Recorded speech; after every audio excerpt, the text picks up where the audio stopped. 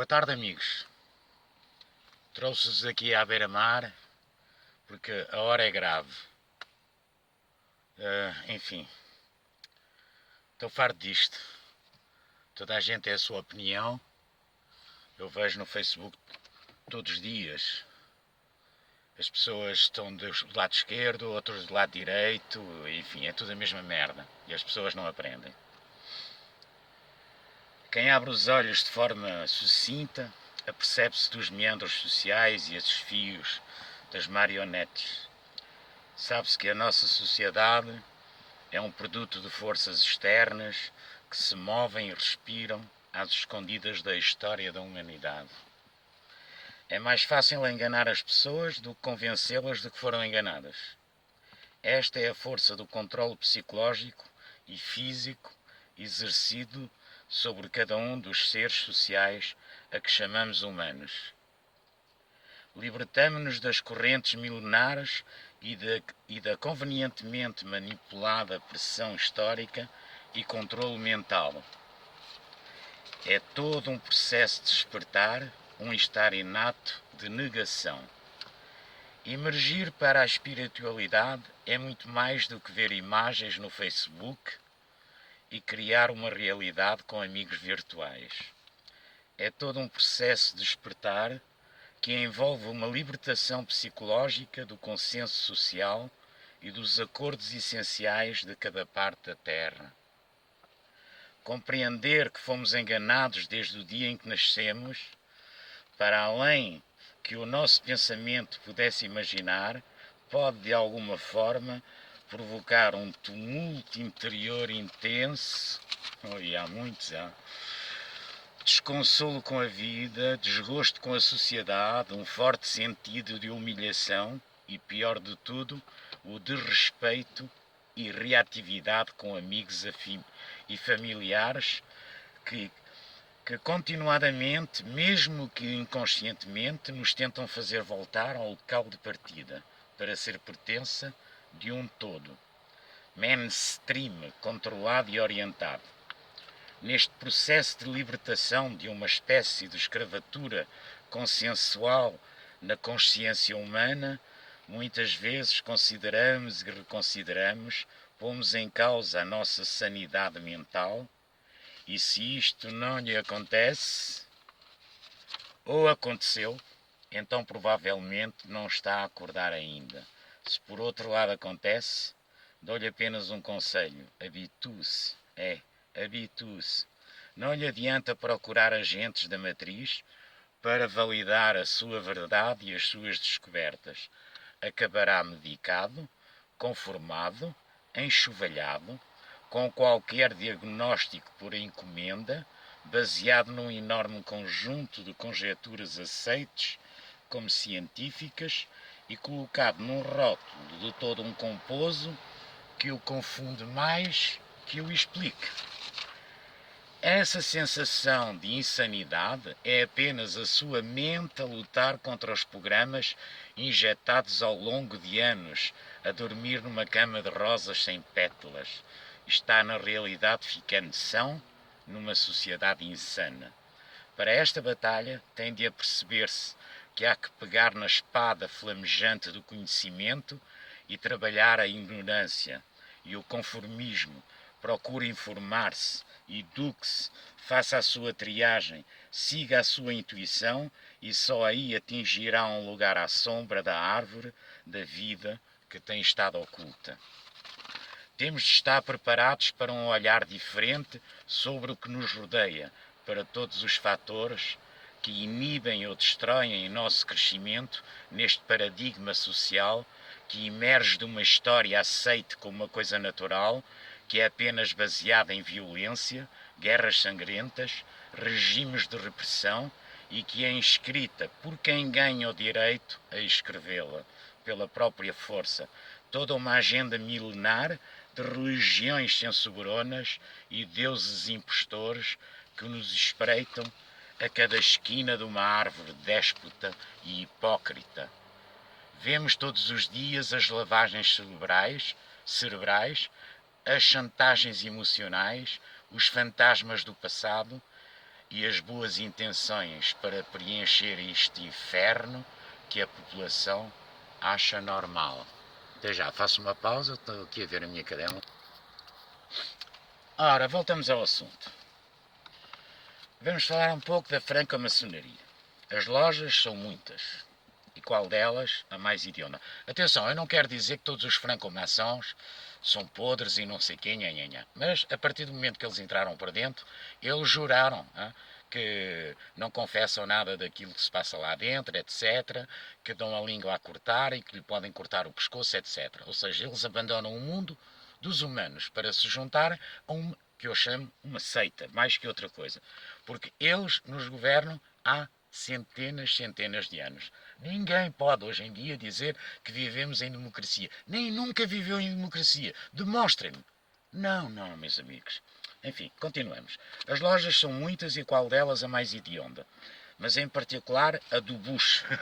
É a da Caveira e Ossos, Sociedade Secreta Alemã. A ordem, o que ela é e como ela começou. Aqueles que são iniciados a conhecem como a ordem, outros a conhecem por mais de 150 anos como o capítulo 322 de uma sociedade secreta alemã. Formalmente, para aspectos legais, é oficialmente conhecida como a Irmandade da Morte. A filial americana desta ordem alemã foi fundada em 1833 na Universidade de Yale, pelo general Wilhelm Washington Russell e Alphonse Taft. E quem, em 1786, eu tinha tomado aqui umas notas, estou a tentar ler sem óculos, tornou em secretário de guerra na administração do presidente Grant. Alphonse Taft foi pai de William Howard Taft, o único homem a ter sido tanto o presidente quanto ministro da Justiça dos Estados Unidos. Os membros ativos têm influência suficiente para empurrar os seus filhos e parentes para entrar na ordem, e pode-se encontrar uma alta taxa de casamentos entre as famílias, e os membros destas famílias são divididas em duas categorias principais. Primeiro encontramos a velha linha de famílias americanas, em segundo lugar as famílias que têm grande riqueza. A filial inglesa foi também estabelecida na Faculdade de Oxford, especialmente no All Souls College, em Oxford. Esta filial inglesa é chamada o Grupo. O grupo está ligado ao seu equivalente judaico, atenção, através dos Rothschilds, os senhores do mundo. Em Bretanha, Lord Rothschild era um membro original de Rhodes, o Círculo Interior. A ordem nos Estados Unidos está ligada às famílias Guggenheim, Schiff e Warburg. A ordem é o impulso original. Uma observação é que a ordem tem grande influência nas novas organizações. Por exemplo, eles designarão ao primeiro presidente ou a cabeça da organização com as ideias deles. E então, quando as operações estão marchando, eles permanecem ocultos. Nas Nações Unidas encontramos, por exemplo, que Archibald MacLeish, 15, foi o cérebro por trás da criação da Unesco. Uma chave para a penetração das igrejas é a União Tecnological Seminari, o Seminário Teológico da União, afiliado com a Universidade em Nova Iorque. Este seminário, que tem sido sujeito de investigação por infiltração comunista, tem vínculos diretos com a ordem. Henry Sloan Corfin era o professor de Teologia Prática no Seminário Teológico da União, também conhecido como o Seminário Vermelho. Desde 1926 a 1945, este seminário tem tão ampla interpretação de atividades religiosas que solia ter um clube de ateus para os seus estudantes. A maioria das firmas jurídicas estabelecidas em Nova Iorque estão saturados com a ordem, as comunicações igualmente, o sistema da Reserva Federal, a Casa Branca, Política e Governo 322 é este lugar onde a ordem tem a sua sede, com os nomes como Taft Arbusto, Smithson, Sheffield Lovett, Whitney, Bundy, Bush e muitos outros. como é que o capítulo 322 da Ordem se relaciona com as outras organizações. Tem o Conselho de Relações Exteriores, a Comissão Trilateral à esquerda do círculo, Bilderberger à direita, o Centro Interior, o Círculo Interior, o Círculo Exterior, a Penumbra da Ordem, a Sociedade Peregrina, o Conselho Atlântico e o Clube da Boémia. Este é de rir. Em São Francisco, por outras palavras, no centro, temos a mesa redonda com 6 satélites. Por exemplo, o primeiro na América, que detém o Conselho de Relações Exteriores, a América, Europa, Japão, a Comissão Trilateral Global, as Nações Unidas, Reino Unido Global, o Instituto Real de Assuntos Internacionais, Europa, EE, UU Global, o Grupo Bilderberg Ambiental, Eugenismo, o Clube de Roma, a Gruta da Boémia, o acampamento de verão mais prestigioso do mundo. A Gruta da Boémia está a 75 milhas ao norte de São Francisco. Os 2.700 acres furiosamente guardados é uma extensão de campo do Clube da Boémia, uma instituição ultra exclusiva, somente para homens. Nesse clube os membros estão nus e cantam virados para uma coruja, porque reverenciam a coruja que tem visão noturna. E mais, na gruta, deitam-se num caixão e prostram-se para uma figura papal. Se querem uma pequena lista, vamos lá, uma pequena lista parcial de alguns dos membros proeminentes. Devem ser giros lá todos nus. Enfim, pelo menos ficam menos ridículos com o aventalzinho.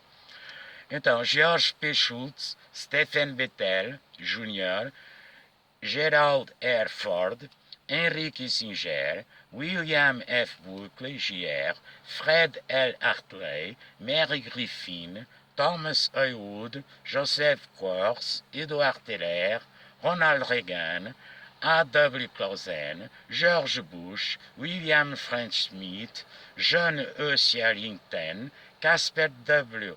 Wendelberger, Justin Dart, William E. Simon e milhares de outros políticos e empresários de destaque. Faço mais uma pequena pausa, vou beber um pouco de água e já volto. Ora, vamos lá recomeçar. Enfim, continuar. Modus operandi da Ordem. As atividades da Ordem são dirigidas para a mudança da nossa sociedade, para a mudança do mundo, para trazer ao mundo uma nova ordem. Esta será uma ordem planeada que restringirá a liberdade individual sem a proteção constitucional, sem fronteiras nacionais ou distinção cultural. Os elementos de controle. Isto é o modus operandi deles. A educação. Como as pessoas se devem comportar no futuro. O dinheiro. Os meios para adquirir riqueza e troca de mercadoria.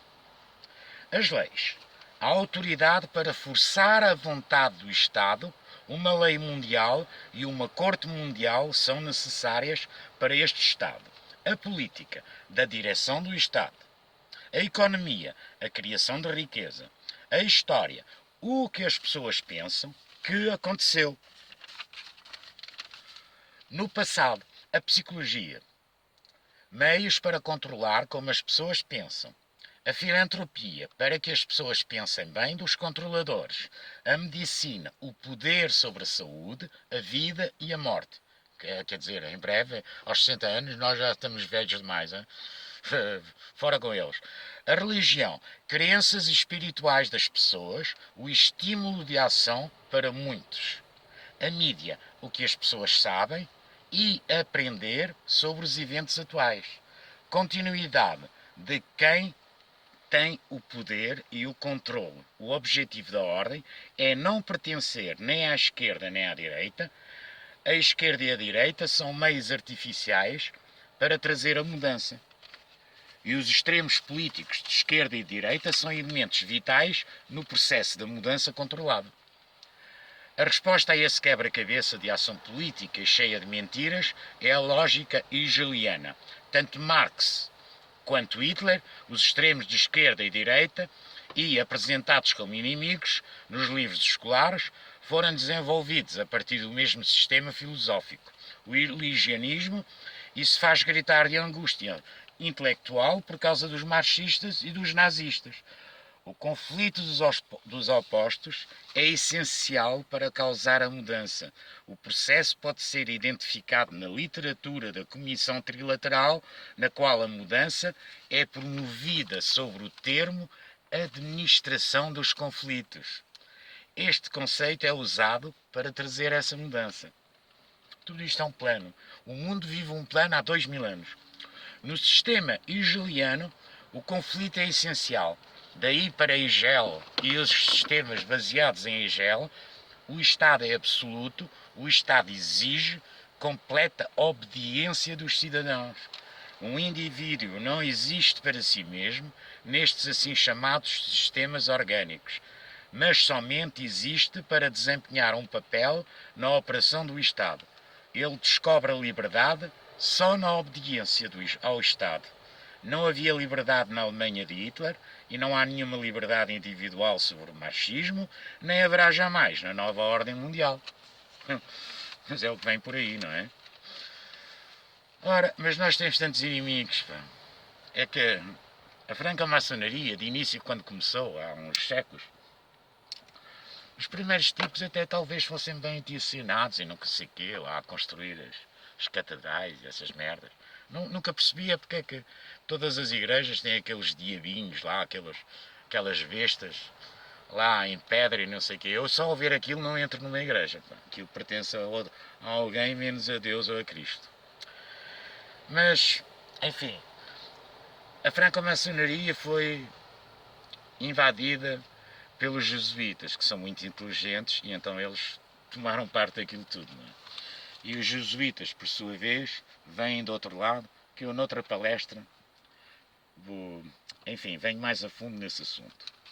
Mas a história diabólica jesuíta, oficialmente a Ordem Jesuíta ou a Companhia de Jesus, Societa Jesus, é uma congregação fundada por Ignacio de Loyola e aprovada em 1540. É uma das 3 ordens religiosas, numericamente das mais importantes da Igreja Católica, com 20 mil membros, isto em 2007. Ora, o princípio dos jesuítas, de que o fim justifica os meios. Em princípio, um princípio que Kigley qualifica como imoral. É usado por ambos, o grupo e a ordem. Os jesuítas criaram o comunismo e de uma faculdade jesuíta em Ingolstadt saiu uma seita conhecida como os Illuminati, da Bavária, fundada por Adam Weishaupt. Eu sou muito mal para ler estes nomes. Pá. Seu fundador nominal. No entanto, ele parece ter desempenhado um papel subordinado, embora conspícuo na organização da seita. A cerimónia de investidura e o juramento extremo dos jesuítas. Ora, vejam bem.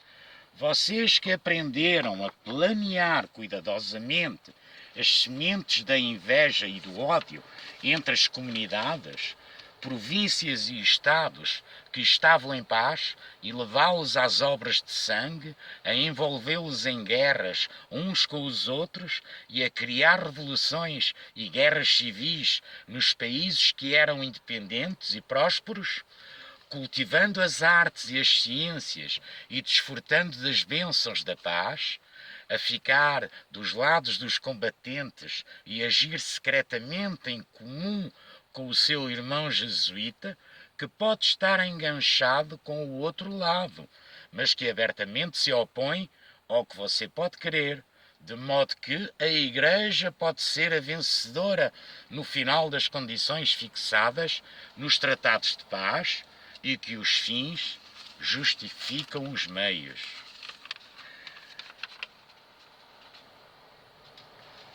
Ai, meu Deus. Já a maioria das lojas maçónicas, já em 1789, se interessam bem mais ao ocultismo, esoterismo, hermetismo, a magia, a bruxaria, a astrologia, alquimistas, cartomantes, bruxos e mercadores de filtros à moda. Banda de malfeitores e assassinos, aqueles que estão na alta maçonaria, não esqueçamos que atrás dos governos é esta banda de criminosos que governa. Ora, eu estou-me a complicar aqui um bocadinho, continuo com os jesuítas. Para gerir o rebanho humano, pelo medo, os puxadores de fio das entidades sem alma fizeram uma religião, a religião babilónica, que é baseada sobre o satanismo, o medo, o sacrifício humano, a pedofilia, o canibalismo, a perversão e muitas outras aberrações, até à vinda do Senhor. É o diabo e os seus anjos caídos que governam este mundo. Pouco importa o disfarce. Ele está cá para seduzir, trair e mentir. Há séculos que a manipulação está inserida nas nossas vidas. Todas as religiões foram enganadas, pois o objetivo desses monstros é dividir as pessoas, levando-as a que elas se confrontem. O mesmo modo é utilizado para as guerras, financiando os campos adversos e depois chegar como salvador. Vejam bem, temos o caso nosso português, desse filho da mãe, desse Durão Barroso, com o Aznar, com o inglês, lá como é que eles chamavam, e com o Bush. Os quatro, quando assinaram lá na Madeira, ou nos Açores, sei lá onde os americanos têm a base, acho que é nos Açores, assinaram a guerra contra o Iraque, lembram-se disso? Não é? Tinham bombas, tinham não sei o quê.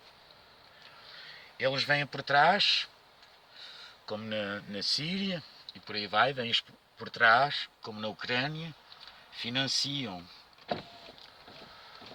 grupos que se oponham. É o que acontece agora na Venezuela, o que aconteceu, por exemplo, no Panamá, o que aconteceu em muitos sítios. Primeiro vêm os negociadores da CIA, vêm para comprar as pessoas. As pessoas não entram de acordo. A seguir vem o que eles chamam dos... É uma espécie de lobos que eles têm lá na América.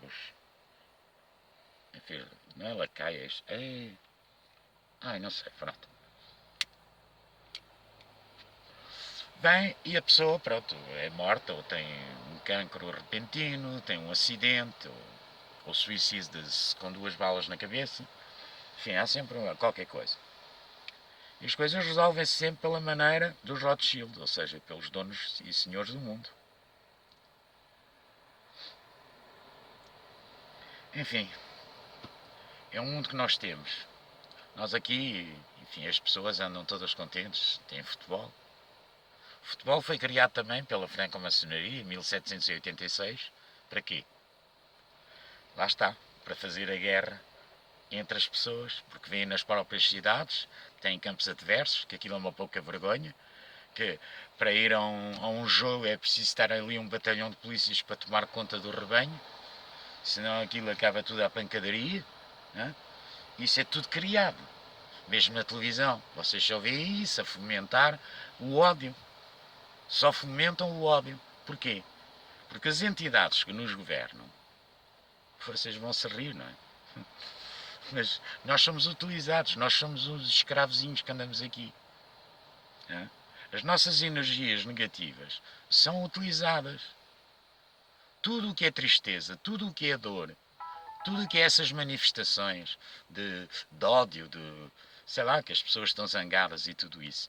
Todas as manifestações quando as pessoas se zangam, tudo isso é canalizado. E todas essas energias negativas são recuperadas por alguém. No outro dia eu explicarei, enfim, tentarei explicar como é que isso funciona. Mas, enfim, isto está prestes a arrebentar, meus amigos. Até breve. E coragem, não tenham medo, porque nós somos mais fortes que eles. Mas não acreditem em políticos nenhuns, pá. Porque é tudo uma cambada. É tudo uma seita. Eles querem, veem o imbigo deles. Mas eles esquecem-se que eles estão-se a servir agora.